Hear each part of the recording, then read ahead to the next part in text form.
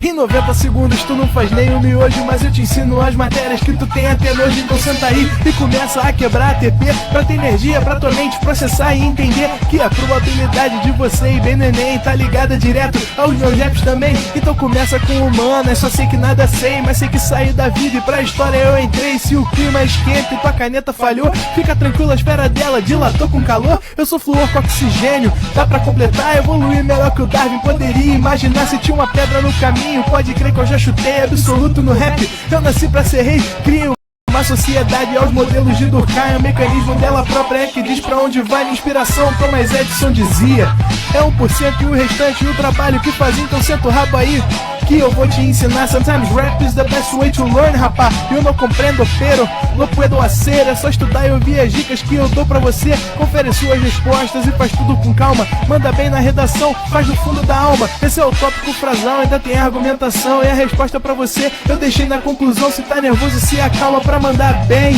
E se liga nos vídeos que eu te preparo pro Enem.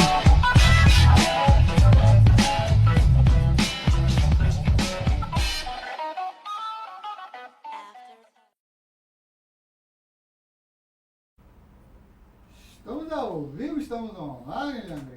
É isso aí, meu diretor. Muito boa tarde, gente. Boa tarde para quem tá aí se manifestando no chat, na plataforma. Sejam todos muito bem-vindos a mais uma aula da nossa semana de revisão. Para quem não me conhece, eu me chamo Leandro, sou professor de Geografia e essa é a nossa primeira aula de revisão da noite. Faremos 2 aulas de revisão, uma para revisar geopolítica, para eu falar um pouquinho com vocês sobre China, sobre Índia, sobre tigres asiáticos, sobre regiões do Brasil, especificamente o Centro-Sul. E aí depois vamos fazer uma revisão sobre Geografia 2, para falar sobre aspectos da geografia física. Boa tarde para o Lázaro, para a Brena, para o Osmar, para a Melinda, para a Manu, para o Pedal, para a Ana Clara, para a Tainara, para a Luana, para a Ivonete. Boa tarde para a Aurenil, para a Paula, para a Biena. E a Biena está me pedindo para poder começar fazendo a questão 5, porque foi a única que ela errou. Biena, vou resolver a questão, mas vou te pedir desculpas, não vou começar pela 5, porque senão eu vou ter que passar e vou mostrar os gabaritos. E aí atrapalha um pouquinho a dinâmica da aula, mas fica tranquila, tá? Eu vou corrigir todas as questões que eu pus aqui no material, incluindo essa que você pediu. Tá bem? Bora! A Paula tá lembrando a todo mundo que faltam 29 dias pro Enem, pro bem ou pro mal, né? Bate aquela ansiedade, bate aquele nervosismo, mas pelo menos tá chegando a hora em que você vai poder, depois de fazer a prova, dar uma descansada, né? Porque realmente cansa, né? Vestibular é cansativo, esse ano de vestibular é cansativo e eu sei que muitos de vocês estão nessa pegada aí há bastante tempo, o corpo vai sentindo um cansaço, a mente vai sentindo um cansaço, mas calma, falta pouco, falta muito pouco e vamos juntos até a prova para você poder conquistar a tua vaga na universidade. Então, atenção, coragem, um pouquinho mais de força, a contagem regressiva está aí e agora vamos para a nossa questão 1 da FUVEST de 2022, que traz um texto que diz o seguinte: a escassez global de semicondutores continua a ter estranhas repercussões, sobretudo do ponto de vista geopolítico.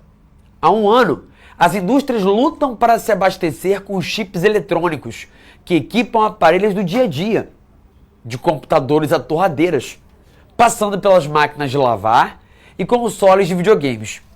O episódio atual, no entanto, surge em um contexto marcado por um questionamento geral a respeito dos benefícios da globalização e do declínio da atividade industrial no Ocidente. Olha para o texto aqui. Le Monde Diplomatique Brasil, de agosto de 2021. Devemos temer um colapso eletrônico? Por quê? Você sabe que hoje muito daquilo que faz parte do nosso dia a dia envolve produtos eletrônicos. E todos os produtos eletrônicos usam semicondutores, chips, processadores, cuja produção é feita por meia dúzia de empresas. E aonde eu tenho, no Sudeste Asiático, a maior parte desse processo de produção. Isso significa que, se a produção de semicondutores de Taiwan, da China e alguns outros poucos lugares do mundo falhar, tiver qualquer tipo de problema, o mundo inteiro fica sem condições de continuar utilizando eletrônicos.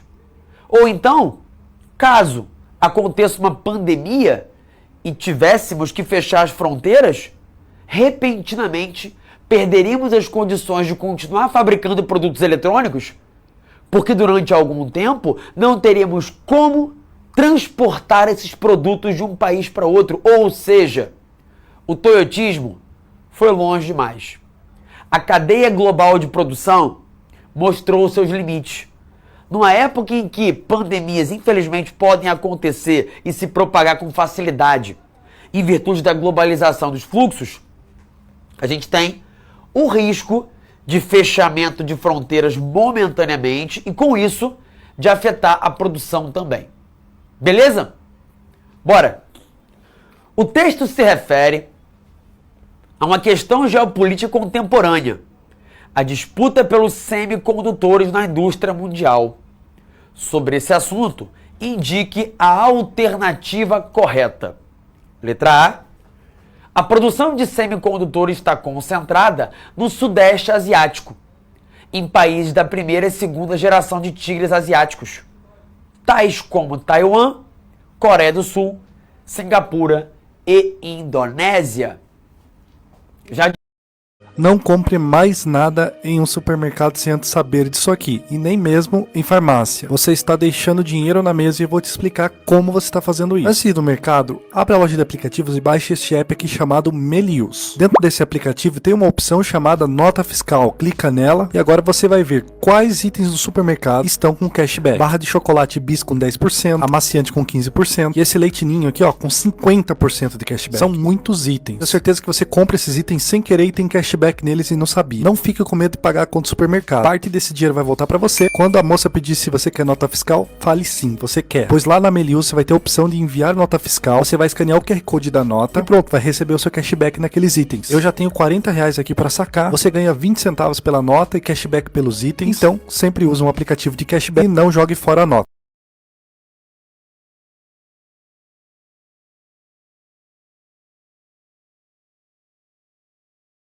Quer apostar que eu vendo mais rápido que você? Olha o açaí, olha o açaí. O açaí, quem quer açaí? Quer açaí? Vem cá. No crédito, por favor.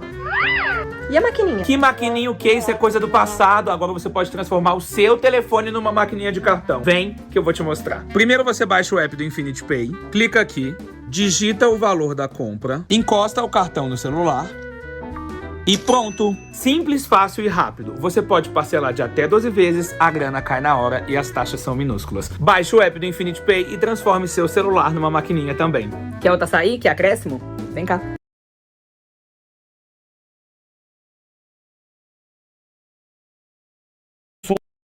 Para a fabricação de produtos industrializados, cujo consumo acontece em parte aqui, mas também ocorre em outras áreas do mundo.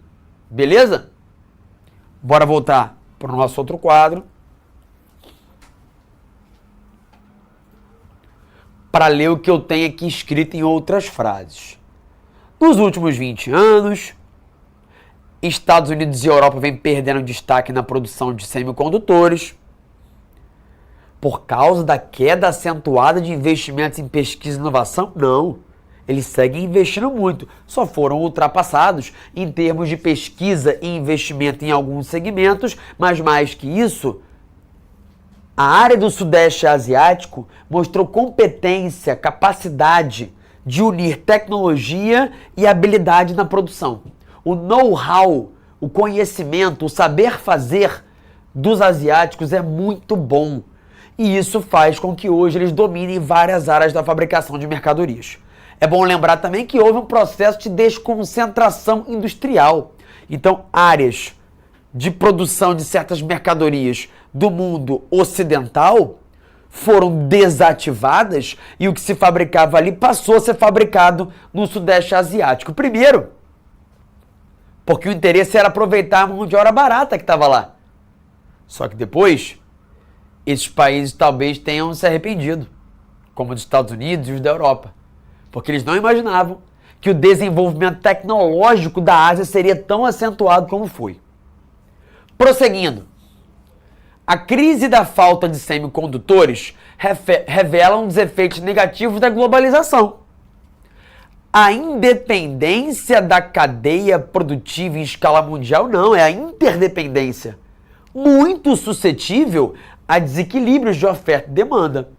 Espirrou num lugar do mundo, o resto todo pode sentir. A nova DIT indica predomínio geoeconômico de países do Sudeste Asiático, através de países como a China, que ampliou sua participação nesse setor desde sua democratização. Bom, há quem diga que a China é uma ditadura, há quem discorde. Fato é que, ao menos nos moldes do que se chama de democracia ocidental, o modelo político chinês não está baseado. Temos lá um partido único, não há eleições como se faz no Ocidente de maneira direta. Claro, as definições de democracia variam muito. Pode ser que alguém da China olhe para os Estados Unidos e diga, ué, vocês se dizem democráticos? Mas eu não estou vendo todo mundo aí com acesso a boas condições de vida. Estou vendo uma galera morando na rua. Aqui na China eu não tenho isso aí. Eu acho que eu dou mais direitos às pessoas que você. É uma forma de ver. Mas o Ocidente vai olhar para a China e vai falar, você é uma ditadura. Então essa frase aqui não faz muito sentido. Ao menos aos olhos ocidentais. A escassez de semicondutores é o resultado da falta de matéria-prima. Claro que não. Matéria-prima tem. O problema foi o fechamento de fronteiras em virtude da pandemia, que desequilibrou essa lógica de oferta e procura. Ok? Próxima. Questão 2. FUVEST também. Dá uma olhada aqui no gráfico. Vê o que é que você entende que há de diferente entre 92, 2010 e 2028. E aí vou dar uma lida no que as pessoas estão comentando aí. A Paula quer saber por que a letra E está errada. Será que era da anterior? Pera lá. Isso, da anterior. É, né? O problema, Paula, é que a escassez de semicondutores não foi por causa de falta de matéria-prima, tá? Foi por causa do fechamento de fronteiras durante a pandemia. E para quem perguntou, deixa eu ver ali, ó. O que são semicondutores? Basicamente são microeletrônicos que você usa em chips. Entenda como chip, tá? Chip de computador, o chip que eu tenho num telefone celular, que eu tenho numa câmera digital, numa televisão, quase tudo tem chip. Um robô aspirador tem chip. Uma geladeira tem chip. Quase tudo vai ter ali um processamento eletrônico que só é possível graças à tecnologia dos semicondutores. Beleza? Agora sim, voltemos à questão 2. Repara. PIB. Passado, presente, projeção para o futuro. A projeção é de que a China ultrapasse os Estados Unidos daqui a pouco. A Índia estava bem mais abaixo na lista e aparece como a terceira colocada. Países tradicionais como a Alemanha, a Itália, a França caíram de posição. Países emergentes como a China, a Índia subiram de posição. Brotou uma Indonésia aqui na projeção futura, um país emergente, um tigre asiático. Temos então mudanças entre o começo da nova ordem mundial e a projeção para o futuro. Sobre isso, o que podemos dizer? Letra A. A Indonésia, que não figurava entre os maiores PIBs, aparecerá nesse ranking em razão de sua produção agrícola e extrativismo mineral. Pô, pera lá. Indonésia, produção agrícola, é claro que eles têm, mas a Indonésia tem se destacado em virtude do crescimento da sua indústria. É um país populoso, com muita mão de obra. Não funciona essa letra A, não. Letra B. Entre 92 e 2028, o Brasil apresentou elevação na sua produção e sofrerá declínio no ranking, assim como o Reino Unido, em razão desses países terem declinado de tratados econômicos globais. Nada com nada, sabe por quê? Porque o Brasil faz parte de um Mercosul, tem assinado tratados comerciais com vários outros países. A Inglaterra, que faz parte do Reino Unido, efetivamente, estava na União Europeia e a deixou. Até serviria como explicação. Mas não serve como explicação para os dois países, cujas dinâmicas são diferentes. Agora, olha para a letra C. Entre 92 e 2010, China e Índia cresceram em virtude do aumento da capacidade produtiva, do potencial do consumo interno e sua infraestrutura na produção industrial. Gabaritaço. Que é o que vocês estão dizendo que era o gabarito mesmo, né? Ana Clara, o Potter da Bio, a Manu, o Dino, Caroline, Gabi Costa, Osmar. Boa, mandaram bem. Chega aí. Lembra de uma coisa. A Índia está no sul da Ásia. Índia, Paquistão, Bangladesh, Butão e Nepal. A China está no sudeste asiático. Meu mapa é bem desenhado? Claro que não. Se ele fosse bem desenhado, tu ia ver que a Índia tá pertinho da China. Parece que não tá, né? Mas tá. Só que a Índia faz parte do sul e a China do sudeste asiático. O que é que esses países têm em comum? São países populosos, são países grandes, são países com uma economia grande, um mercado consumidor grande, uma mão de obra numerosa. Agora lembra de uma coisa. A China já foi o país mais populoso do mundo e não é mais. Porque o crescimento vegetativo dela caiu tanto a ponto de ficar negativo. A população chinesa está encolhendo já. Não tanto quanto a do Japão, mas está encolhendo. A da Índia ainda continua crescendo. Continuará crescendo por algum tempo. Outra coisa que eu tenho em comum entre esses dois países, China, potência nuclear. Índia, também. Sabe quem também é potência nuclear? O Paquistão, que está aqui do lado da Índia. E você talvez saiba, lembre, que Paquistão e Índia se odeiam. Olha que divertido. Eu tenho dois vizinhos que se odeiam e ambos têm armas nucleares. Felizmente, nenhum declarou guerra ao outro de maneira direta ainda. Mas conflitos na área de fronteira entre a Índia e o Paquistão acontecem o tempo todo. Especialmente num lugar aqui, ó, chamado de Caxemira, uma área predominantemente muçulmana, dividida entre o Paquistão, que é muçulmano, e a Índia, que é hindu. Ok? Sabe quem também tem arma nuclear no mundo? A Coreia do Norte. Sabe quem mais? A Rússia. Claro, eu sei que você sabe. Quem mais? Os Estados Unidos, que podem estar para lá, no Atlântico, ou, como a Terra não é plana, também aparece aqui do lado de cá, né? Tem mais alguém com bomba nuclear no mundo? Tem. Tem a França, tem o Reino Unido e tem Israel. Você vê que meu desenho é tão ruim que eu abri o Mar Vermelho todo aqui, né, Val? Nem precisa de canal de Suez aqui. Já está conectado, o Mar Mediterrâneo Vermelho. Num desenho decente, tem que estar assim, né? Juntinho. Aí sim eu posso fazer Israel aqui, ó. Com arma nuclear. Sabe quem não tem arma nuclear? A gente acha? O Irã. Mas sabe o que o Irã tem? Muita arma, muitos caças, muitas bombas, muitos mísseis, um exército enorme. E mísseis capazes de chegar em Israel. Você sabe do que eu tô falando, né? Mas daqui a pouquinho a gente fala melhor sobre essa confusão que está crescendo no Oriente Médio. Bora lá para nossa questão.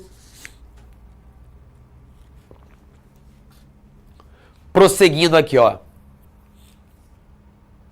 Japão e Alemanha sofreram queda no PIB porque tem muita tecnologia. Pô, não faz sentido nenhum, né? É por outras razões. Porque eles estão perdendo espaço para concorrência chinesa, coreana. Entre 2010 e 2028, Rússia e França terão declínio por causa de conflitos bélicos. Conflito bélico? Na França? Não. A Rússia até está envolvida com a Ucrânia. Mas na França, esse argumento não faz sentido. Então, gabarito letra C. Bora para a próxima, questão 3, ainda falando sobre o Sudeste Asiático, mas agora com outro papo. Mar do Sul da China. Uma área com intensos fluxos comerciais de alta rentabilidade, com localização estratégica valorosa. Elementos que compõem o palco de uma balança de poder e dissuasão próprias, que movimentam e tensionam relações entre os países. Nesse contexto, nas últimas décadas, temos testemunhado uma rivalidade geopolítica crescente entre Estados Unidos e China, à medida que ambas as nações buscam influência global e poder. Essa rivalidade se manifestou em várias áreas: comércio, tecnologia, influência regional. E um dos pontos de tensão é a disputa em que a China está envolvida no Mar da China Meridional. E quais são as reivindicações territoriais nessa região disputada? Chega aqui. O Mar do Sul da China é um local onde a gente tem a presença de outras várias nações.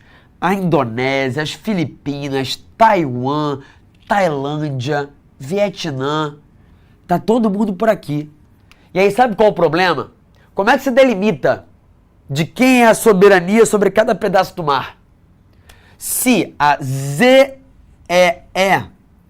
a zona econômica exclusiva de um país, invade a do outro.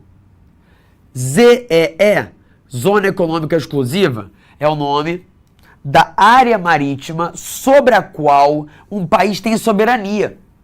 Qual é o tamanho dessa área? 200 milhas náuticas. Mas se é minha, bate na tua, de quem é o direito? Essa é a discussão. Esse é o debate. Voltemos aqui. E é por isso que o gabarito é letra C. A China reivindica soberania sobre quase todo o mar meridional, com base na linha dos 9 traços. Os chineses apresentaram para a comunidade internacional limites que, segundo eles, são representativos de um domínio histórico da China sobre aquelas determinadas localidades, enquanto outros países apresentam mapas de geologia, mapas históricos e uma série de outros dados para pleitearem direito a parte do mar da China meridional também, do Mar do Sul da China também, já que é o Mar do Sul da China, assim chamado, mas que banha outros vários países também. Beleza? Bora pro nosso próximo exercício. Mas antes, olha, essa disputa envolve a ilha de Taiwan. A China reivindica várias áreas nesse mar meridional. Não tem nenhuma resolução nesse Mar do Sul. E não é uma disputa terrestre, é uma disputa marítima. Questão 4. A criação do Kurdistão independente é uma das questões geopolíticas latentes no Oriente Médio. Os curdos, que habitam a referida região, formam uma população de cerca de 24 milhões de habitantes. Bora lá para o nosso outro quadro de novo. Quem são os curdos? Um povo. Um povo que é classificado como o povo mais numeroso sem um país para chamar de seu. Os palestinos também estão nessa condição, só que são menos numerosos. Aonde é que vivem os curdos? Península Arábica, Golfo Pérsico, Irã, Arábia Saudita, os gigantes, do Oriente Médio, em termos territoriais, econômicos e militares. E quem mais está por aqui? Israel, pequenininho. A Jordânia, aqui do lado. A Síria, o Líbano, tudo embolado aqui, ó. Aí aqui ao lado tem o Iraque. E para cá, já entre a Ásia e a Europa, a Turquia. E cadê os curdos? Estão entre a Turquia, a Síria, o Iraque, o Irã, a Armênia e o Azerbaijão. Então os curdos estão espalhados por uma grande área a qual eles pleiteiam para formar um país, para terem um Estado-nação, para terem um território. País que seria o Kurdistão. É fácil isso sair do papel? Claro que não. Que país vai querer ceder parte do seu território para um outro povo? Não vai. Então os curdos, coitados, vivem como minorias perseguidas, inclusive, entre esses territórios. E essa perseguição é especialmente forte na Turquia, onde volta e meia o governo promove massacres contra essa população curda. Tudo bem? Bora lá para nossa questão. Deixa eu dar um gole aqui no meu café, que já tá frio. Que beleza. A Carol tá dizendo que é letra D. A Ivonete também. A Tainara tá perguntando por que letra C. Não sei se o porquê letra C, Tainara, foi sobre essa questão ou sobre essa. Se for sobre essa aqui, eu expliquei o porquê de cada uma das outras não terem a resposta, né? O problema aqui, envolvendo a China, é a China quer controlar o Mar do Sul quase todo, alegando que, olha só, isso aqui é meu. Mas por que ela quer isso? Para poder fazer exploração mineral, para poder fazer exploração de recursos fósseis, para pegar hidrocarbonetos, petróleo, gás natural e também para ter o controle sobre a navegação marítima, porque isso gera muita grana e lhe dá vantagem logística para transportar os seus próprios produtos. Tá bom? Bora para 4? Gabarito letra D? Por quê? Acabei de explicar ali, né? As maiores comunidades curdas ficam na Turquia e no Irã. E há importantes comunidades curdas no Iraque e na Síria. Elas vivem numa área mais ou menos contínua, como eu desenhei no quadro, mas separadas por fronteiras políticas. Tem curdos morando num país chamado Iraque, tem curdos morando num país chamado Irã, tem curdos morando num país chamado Síria, e por aí vai. Vamos ver o erro das outras? Os curdos iraquianos não conseguiram estabelecer um território em que eles exerçam controle. Não existe uma política efetiva de integração social dos grupos curdos, que dirá dos separatistas. Separatista, governos tratam na base da porrada. Quase sempre é assim. Quando alguém fala, ó, quero me separar, o governo fala, não, o que é isso? Vem cá, enfia ele a porrada. É o padrão, em quase todos os lugares do mundo. Não é diferente no Oriente Médio. Saddam Hussein não descentralizou o poder no Iraque, pelo contrário, concentrou o poder nas suas mãos. Ele, um sunita, passou a controlar um país de maioria xiita, além de controlar também as áreas das minorias curdas. E na última, eu tenho algo que não faz sentido, porque a Arábia Saudita não é um local onde eu tenha uma grande população curda. Então não teria por que construir ali um Estado curdo unificado. Bora para a próxima. Questão 5. Crescimento populacional, estimativas 2020-2100. Você sabe que o lugar, o continente com mais habitantes do mundo é a Ásia. Aqui eu tenho a situação atual. Eu vejo que a Ásia é o local em que eu tenho mais gente. Só que qual é o prognóstico para o futuro? Decréscimo dessa população. Por quê? Porque vários lugares da Ásia já atravessaram a transição demográfica e hoje eles passam por um processo de envelhecimento populacional. Alguns, como a China e o Japão, já vivem um encolhimento demográfico. Agora, olha para a África. Não é o continente mais populoso ainda, mas a previsão é que seja pelos próximos anos. Por quê? Porque a África é um continente, especialmente a área subsaariana, em que a gente tem altos índices de natalidade, apesar de eles já terem sido maiores no passado. E apesar de a mortalidade seguir alta, ela caiu bastante em relação ao passado. Então vem pra cá. A África subsaariana inclui lugares como a República Democrática do Congo, a República do Congo, Angola, África do Sul, Botsuana, vários países diferentes, a Nigéria, e pega uma parte daquilo que eu chamo de Sahel, que é uma zona de transição entre a África do Norte, o deserto do Saara, e a África subsaariana. Na África subsaariana eu tenho uma multiplicidade de povos, religiões, línguas. É uma área de grande diversidade. Na África do Norte, não. Existe uma homogeneidade maior.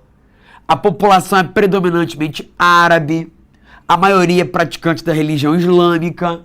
Então existem importantes diferenças entre a África subsaariana e a África do Norte. E na África subsaariana, a gente ainda tem países como, por exemplo, Níger, em que a fecundidade das mulheres é de 6 filhos em média. Enquanto no Brasil essa taxa está em torno de 1,7, em Níger ainda é de 6. É claro que a população lá vai crescer mais rápido que no Brasil. Então a tendência é que a África se torne o continente mais populoso do mundo pelos próximos anos. Tá bom? Bora! A respeito das transformações demográficas em escala global, qual é a questão correta? Ó, essa aqui é a questão 5, né? Que eu não lembro quem foi que tinha me pedido para eu... Biane? Acho que era Biane o nome dela? Esqueci. Que tinha pedido para eu comentar no começo da aula. Falei que ia chegar, cheguei. Letra A. O aumento populacional em países subdesenvolvidos exerce uma pressão sobre o meio ambiente e uso dos recursos naturais. Olha que discurso é esse? Neomalthusiano ambiental. Ecomalthusiano. E em comparação com outros grupos, a África subsaariana é que apresenta maiores desafios, pois poderá ultrapassar a marca de 4 bilhões de pessoas até 2100. Olha, é o que a projeção mostra, né? Essas estimativas aqui, ó, vão variar. Estimativa máxima, média, mínima. Então, segundo um cálculo cuja estimativa seja a mais ousada, a população da África pode de fato chegar a uma quantidade superior a 4 bilhões de pessoas. Faz sentido. Agora vamos ver as outras. A diminuição da natalidade na África subsaariana é um desafio. E houve uma queda acentuada da natalidade a partir dos anos 2000. Pô, não houve não. A natalidade já caiu, claro, mas ela não caiu tanto assim. Letra C. Em economias capitalistas avançadas, a diminuição da base da pirâmide é remediada por meio da imigração e de reposição. Pode ser. O país desenvolvido, a Alemanha, por exemplo, está tendo uma população com cada vez menos filhos, abre as portas e chama turco, chama imigrante. Todo mundo faz isso? Não, a Hungria fecha a fronteira para imigrante. A Itália fecha a fronteira para imigrante. Então não são todos os países que fazem isso aqui. Mas vamos lá. Enquanto nas nações da América Latina e Caribe, a projeção de crescimento fará com que ultrapasse o contingente populacional europeu e da América do Norte a partir de 2050. Não, gente, sabe por quê? A América Latina também tem apresentado ao longo das últimas décadas um ritmo de crescimento bem baixo.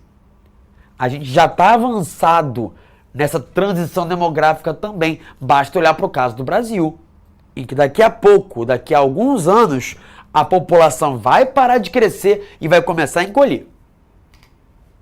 Letra D. A queda da natalidade e o aumento da expectativa de vida na Europa tem efeitos diretos sobre a economia das nações. Claro. Está provocando uma queda no número de jovens que provocará queda do número de adultos depois. Com uma falta de mão de obra, com falta de mercado consumidor. Olha o risco para a economia. E aí vários países, Portugal, França, têm adotado políticas de aumento da natalidade. Perfeito. Até aqui, ó, gabarito. Mas o sucesso dessas políticas pode ser expresso por uma projeção de que esse grupo ultrapasse 3 bilhões de pessoas a partir de 2050. Não. Olha aqui. A população europeia seguirá estagnada e encolhendo ligeiramente pelos próximos anos. Essa é a previsão que o gráfico traz pra gente. Por último, letra E. Os impactos no sistema de seguridade social e sustentabilidade de cidades estão entre os principais desafios da transição demográfica no leste e sudeste da Ásia. Pode ser? Por exemplo, na China, que envelhece, isso é um desafio. Porém, caso siga a tendência atual, sua população chegará a menos de 1 bilhão de pessoas até o ano de 2100. É isso? Não, olha aqui, ó. Mais de 2 bilhões de pessoas. Porque na Ásia temos muita gente já, né? Então não vai haver uma diminuição tão brusca assim de uma hora para outra. Por isso, gabarito mesmo, letra A. Tá bom? Bora! Próxima, questão 6. Desigualdade. Você sabe que quem mede isso é o coeficiente de Gini. Quanto mais alto, pior. No mundo, a desigualdade caiu, ou melhor, aumentou de 90 para 2000 e caiu nas décadas seguintes. Na América Latina, idem. Na África, quase não mudou. Na Ásia, subiu um pouco e depois caiu. Na Europa, subiu e caiu. No Oriente Médio, caiu. Na América do Norte, subiu. Então, em cada um dos lugares do mundo, essa desigualdade se comportou de uma maneira diferente. Com base nisso, vamos à análise. A expansão de relações econômicas entre países asiáticos ampliou a concentração de renda. Olha aqui a Ásia apresentando uma diminuição de concentração de renda. Tá errado. Letra B. Crises econômicas produziram na Europa os maiores índices de desigualdade de renda. Olha e compara isso com isso. A América Latina segue tendo maior desigualdade. Não é pobreza, é desigualdade. América Latina e Caribe tiveram diminuição da concentração de renda. Verdade, diminuiu. Acabou? Não. Segue sendo a mais alta? Sim. Mas diminuiu? Diminuiu. Então a letra C é verdadeira. Tá bom? Não houve redução da desigualdade em todos os lugares. Na América do Norte houve um aumento. E por isso, não dá para dizer que a letra E está certa, né? Não houve ampliação de renda de maneira uniforme. Houve aumento da desigualdade. Próxima, questão 7. A população global crescerá pelos próximos anos. Chegará a 8 bilhões, isso em 2022, já chegou. 2/3 da população mundial vive em lugares onde a fecundidade está abaixo de 2,1, ou seja, nesses lugares a população não crescerá. Mas em outros locais, como nesses 8 países, RDC, Egito, Etiópia, Índia, Nigéria, Paquistão, Filipinas e Tanzânia, a gente tende a ter um crescimento populacional expressivo. Países situados na África e África. Além de outros 3 situados na Ásia. Então, com isso, sobre o crescimento populacional projetado para a primeira década do século XXI, assinale a alternativa. Nações da África subsaariana predominam entre as maiores previsões de crescimento populacional, denotando uma redução da mortalidade nesses países. Aí tu olha e pensa, África, menos mortalidade? Tá errado. Mas não tá não. Atenção, o texto não está falando que a mortalidade é baixa. Se um país tem um índice de violência altíssimo, vamos dizer o seguinte, 1000 mortes a cada 1 milhão de pessoas, é um índice muito alto. E aí esse índice cai para 990, caiu, foi redução. Ficou baixo? Não, mas houve redução. Então qual o lance? Na África subsaariana, natalidade e mortalidade eram altíssimas. A mortalidade caiu um pouco. A natalidade, um pouquinho, mas continua alta. Só que a mortalidade, como caiu mais, está fazendo com que os países lá vivam uma explosão demográfica. Tá bom? E ó, o Dino falou, qual é? Queimou a largada, queria ver as outras. É porque de cara já veio aqui a nossa resposta, né? Mas vamos ler o resto, claro. A atual taxa de fecundidade predominante no planeta... Opa, como assim? Olha o que ele falou. Que a maioria dos lugares tem fecundidade baixa. Em alguns, não. Muitos países já estão avançados na transição demográfica. Estão envelhecendo. Alguns, não. Nesses poucos é que ocorre a explosão demográfica.